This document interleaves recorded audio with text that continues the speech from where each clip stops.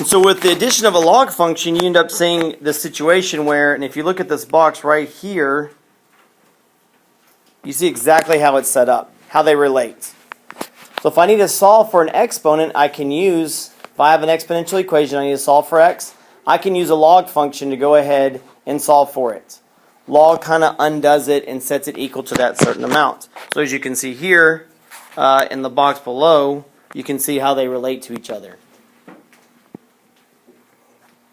So it goes on and says, in relation, so if y is equal to log base 3x, then x is equal to 3 raised to the y power. For example, logarithmic statement 4 is equal to log base 3 of 81. Can y'all tell me any combinations of how those three numbers come together? Three numbers of 4, 3, and 81. How could I put, what? Good. 3 to the fourth power equals 81. So as you can tell, look where everything is located in relation to the equation. If you look, the base is still the same. This is called log base 3 of 81, and that's how you say it, log base 3. So since the log base is 3, what do you notice the base of the exponent? It's 3 as well, isn't it? So the good thing is they both stay the base on both of them. However, what happens is now the exponent becomes your answer, or at the end of the equation by itself, and whatever power you raise that to, what value it equals, becomes your argument. So as you can tell, 3 raised to the fourth power is 81, turns into log base 3 of 81 is equal to 4. So the idea is, what do I need to raise 3 up to get 81 is what ends up happening. That's what you kind of have with log. Yes, you bet. So as you can see, another one, if log is, or y is equal to log base 5 of x, then x is equal to 5 raised to the y power. For example, negative 1. Well, the idea is here. If we look at 5 raised to what power makes it 1/5? Negative 1. As you can see, it's located there in the equation. Are you seeing how those are all related now? The base raised to what power equals this argument? That's how you kind of word that if you need to help you out. So it says logarithmic function. It shows you here the general form of it. And it goes on to its components. A is the base, x is the argument, or the answer to an exponential equation. I think this box serves a really good purpose on breaking down what log is. And then finally, y is the exponent in question. Any questions, guys, about that? All right, so now we go into and look at how we can go ahead and convert one way to the other, okay? So as you see for the first one, in A, what is the base of this exponential equation? 1.2. What is it equal to? M. And what is our exponent? 3. And so that's how you convert an exponential function into a log function. The base stays the same. The answer becomes the argument. And your exponent becomes your answer. So, the next one. Log base of what? E. What's the argument? 9 equals B. Good. Last one. Log base of A of 24 equals 4. There you go. Converting exponential to log functions. Pretty straightforward. All right, let's do the same thing vice versa. All right? So again, if you're to go ahead and read through from left to right on log functions, log's going to be there. The first thing you see is going to be your base, and it's the base of the exponent. And that's going to be like, what number am I multiplying times itself so many times? That's what that base is. So A is going to be the base of the exponent. And then when you get to the argument, that's actually going to be your answer. And then whatever's the answer ends up being your exponent. So a raised to the 5th power equals 4. And we do that again all the way through. So what's the base of part B? E. What is the answer to the equation? -3 equals, what is our argument of the logarithmic function?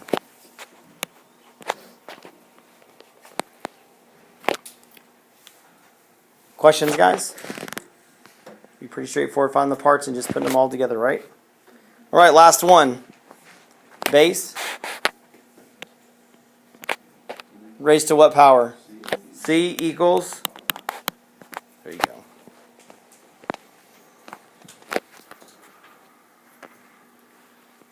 All right, so now it goes on and says find the exact value of the logarithmic function. So let's go ahead again, and let's use this to kind of help us out what we did before. 2 raised to what power gives us 16? And so you kind of do it like this.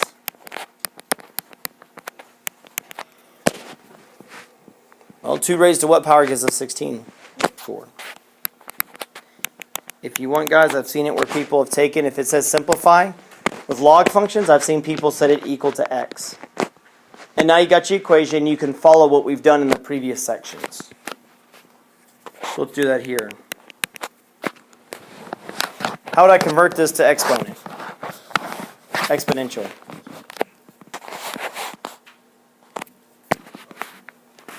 What's the base? 3 raised to the equals 1 over 27. All right, let's go ahead and do this. Well, first off, we know the answer is going to be what? For sure. Already be negative. Good job. And now you just got to figure out how many times we have to multiply times 3 times itself to get 27. 3. There you go.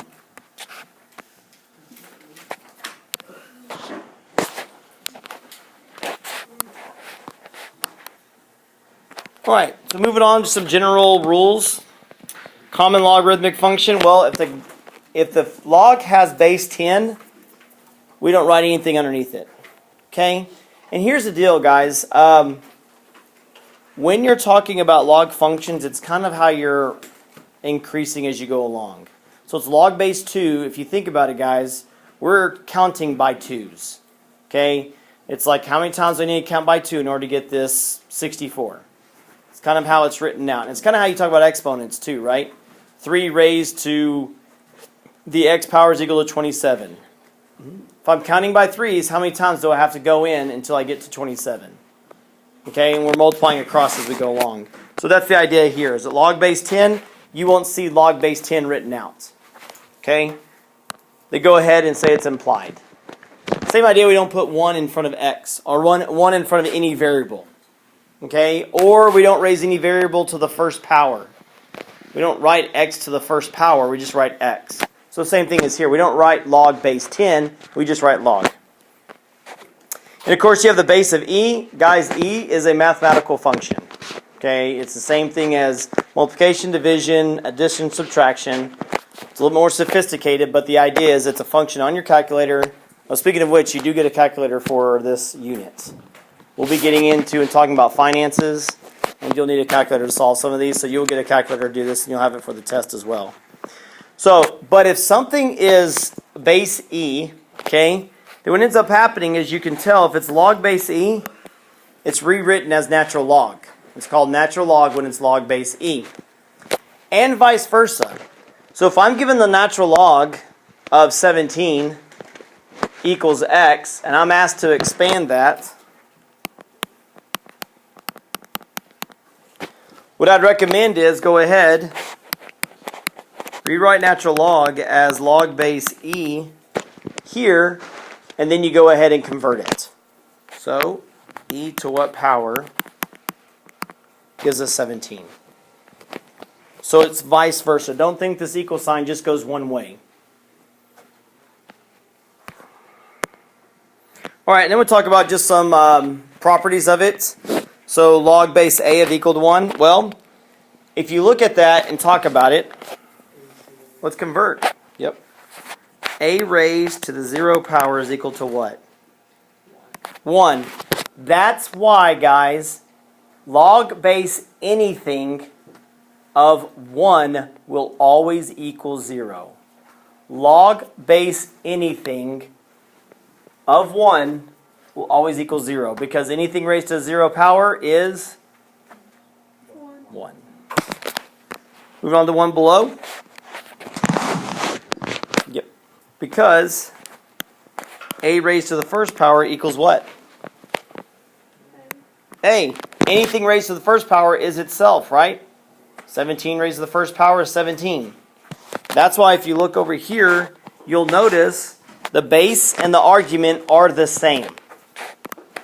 The base and the argument are the same, which means they reduce to 1. And of course, we can do the same for the other side. Because again, e is a function. However, it does have the property of, if e is raised to 0, it is equal to 1. Same is true for natural log. Because e raised to the first power is e.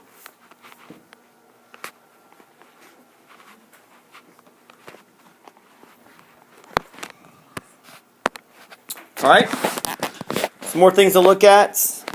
Guys, if you have an argument that raised to a power, if you're dealing with log functions and the argument is raised to a power, you can simply take that power and move it to be the coefficient. So you end up with, well, as we just previously discussed, what is log base A of A? 1. So this goes away. X times 1 is X. That's why that's true. Anytime an argument is raised to a power, is now its coefficient. That power becomes its coefficient. Just like what I drew there. Alright, the next one looks kind of funky, but the idea is you have a number raised to a log base of the same number itself. Say this is 2 raised to the log base 2x power. Okay? What happens here is, if you have the base of the log and the base of the exponent is the same number, they go away and you're left with just x. They cancel out each other.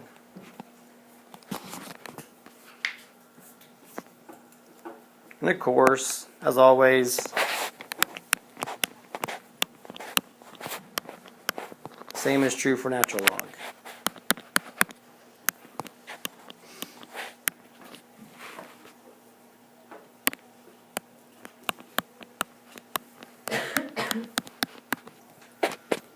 If you look here again, guys, if you notice, I'm taking natural log and I'm expanding it to show the proof of this.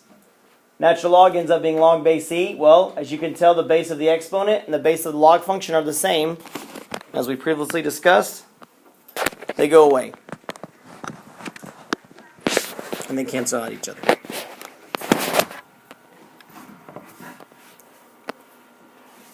All right, number 4, the same as what we talked about at exponents. If you have an equation with one term on each side of it, and it's an exponent, and the exponent has the same base, then the exponents cancel out each other and you're left with it. And this is what we talked about in the previous chapter, something you just quizzed over. If I have 2 to the x is equal to 2 to the 4th, what happens to those 2's? They cancel out and you're just left with x equals 4. Same will be true with log functions, as long as they have the same base. So what you notice, both of these have log base a. What ends up happening is they cancel out and you're left with x equals y. Where's x and y located in the previous problem?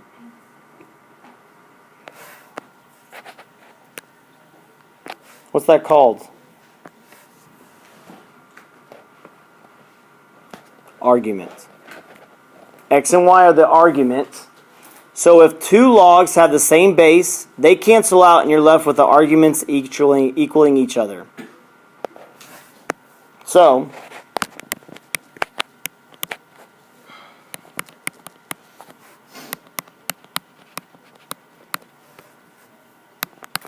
something like this. Now we can go ahead and do what we just talked about, which is log base 7 on both sides, right? They're gone. You're left with what number plus 3 equals 4? And there you go.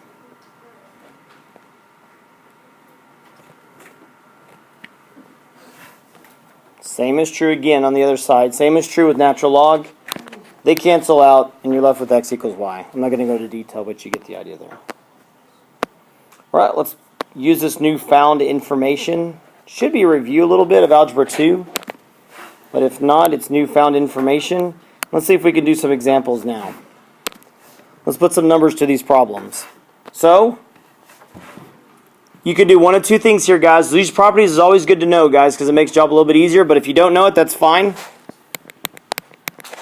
Simplify this means log function, set them equal to x. Expand it or convert it. 5 raised to what power equals 1?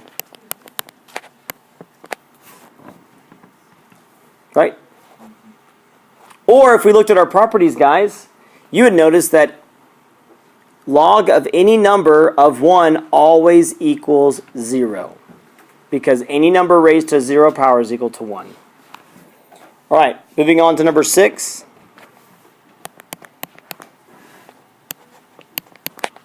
Square root of 11 raised to what power gives you square root of 11? 1.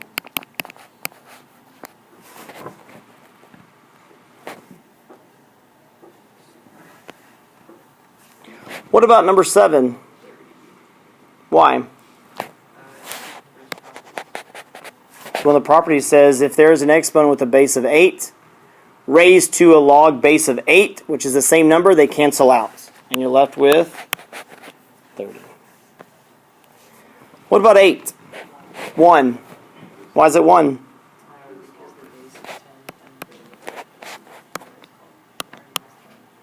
That's right. The base is 10 because that's understood to be 10 if it's not written there. The argument is also 10. So in a log function, when the base and my argument are the same, it equals 1.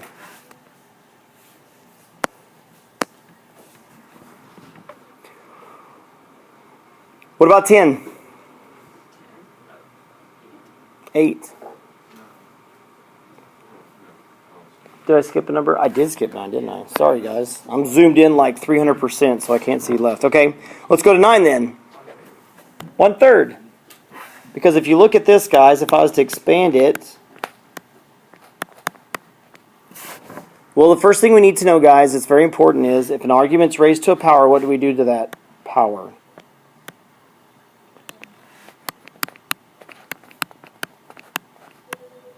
You move it to the front. So then what happens when you have a base and argument the same again? And there you go. Bless you. All right. Expand natural log. Same thing we just kind of saw, right? Base and log base are the same.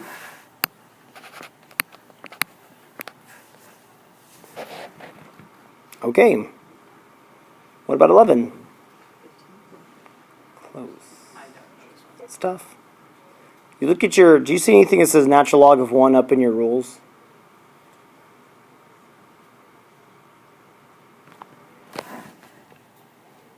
I can't scroll up that far. Does anybody have anything? What does natural log of 1 equal? 0.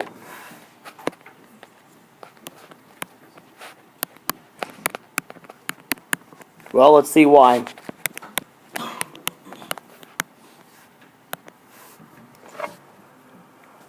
What do I have to raise e to?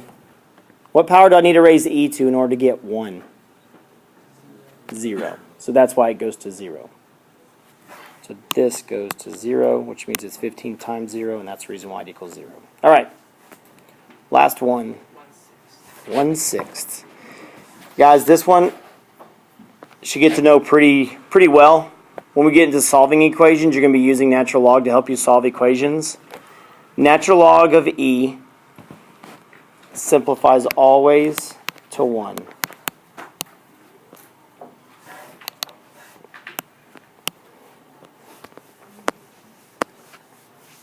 All right, so solve using common logarithms. So same as bases. So let's go ahead as we used our rules. Solve using common a. Instructions don't make sense, do they? Solve using common a logarithms. Very poor English, isn't it? That's why we're in math class. All right, so when we have log base on both sides of the equation, what happened to both those log base 5s, guys? Cancel out, and you get y is equal to 16. I think when it says that, it means that the A is the same. The A is the same? Okay, A is the same. And that would be great. Unfortunately, Caleb, there's no A in there, so that's what throws me off. But yes, I can see what you're saying. Okay, what about number 14? If you go through, yeah. Well, let's go through the first step. What happens first? Yes. They're like. They cancel out. Please notice this, guys. There is only one log function on the left side and one log function on the right. Do you see that? Okay. If there's multiple log functions on the right, you would have to put them together, then cancel, okay? Don't think if it's log of something plus a log of something else equals the log of this minus the log of that. Oh, all the logs cancel. No. They need to be one on each side. Only one. And that's what happens here. And now we just solve, right? As you said, 1/2.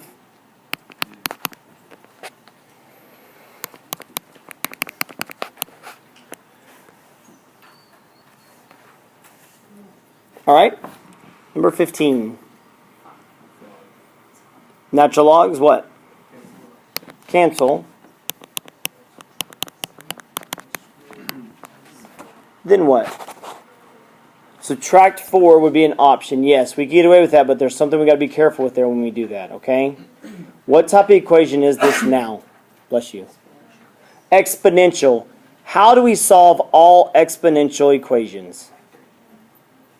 Before you factor, though, you have to set it equal to 0.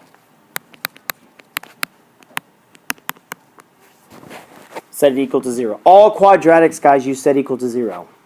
If you see x squared, know that one side needs to be 0, and then solve from there, okay? So, what do we notice is x squared minus 25. What is that called? Difference of squares. So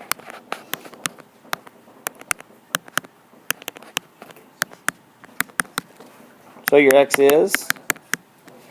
So let's go back to what Mary said, which was in there. I mean, it's a recommendation. It could still work. You got to be careful here. I'm not saying she's wrong at all.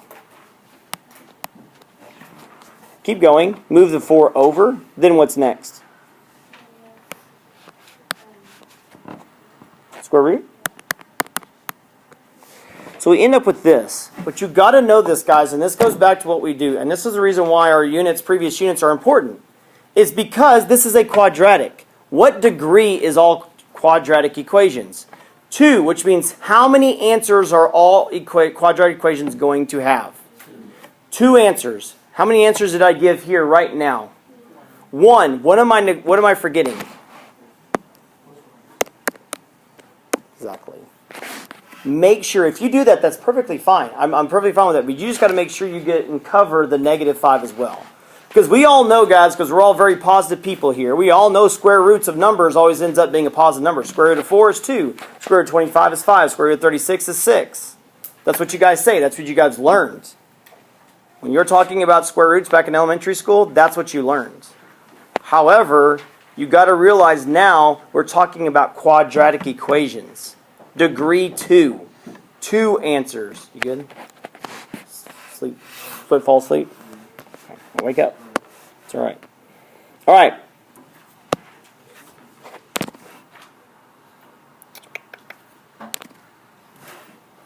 Let me see what's next. Okay, so let's go ahead and finish up with the last example, and then we're going to do some stuff out of the book, okay? So, looking at example 8, it says solve this equation. Well, unfortunately, do we have log on both sides? No, we don't, which would be nice. You just cancel out and you have a nice little 4x minus 7 equals 2. However, that's not the case here. So we need to solve for this x. Well, we can't use what we just talked about. Maybe we can dip further back into what we talked about today. Okay? Anything else we can do here, guys, that we've learned today? Good job. I could maybe expand this out. I can turn it into exponential, right? You guys heard of fishhook? Circle the base, bring your hook around, and point to the argument. It's kind of a trick we used to do back in the day. I don't know if it's still around or not, but whatever. But it looks like a fishhook, and it works to show you how to convert from log to exponential. So you take the 3, you raise it. If you follow the path, you raise it to the 2 power, and you set it equal to the arguments. That's kind of how it goes together. And that's the fishhook method, and if you don't get the other method, this is the way to do it as well. So now we have an equation. Now we can solve this equation here. So what is 3 squared?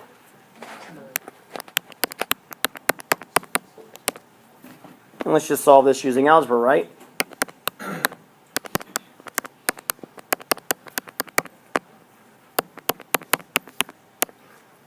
There you go. So you got to convert it first, then solve. All right, how about the next one?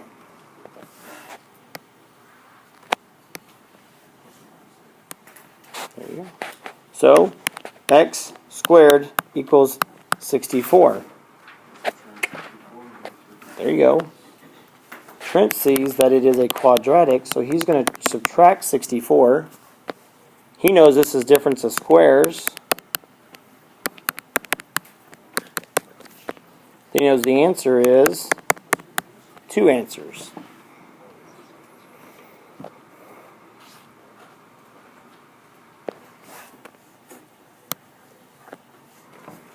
Solving equations, right? Okay.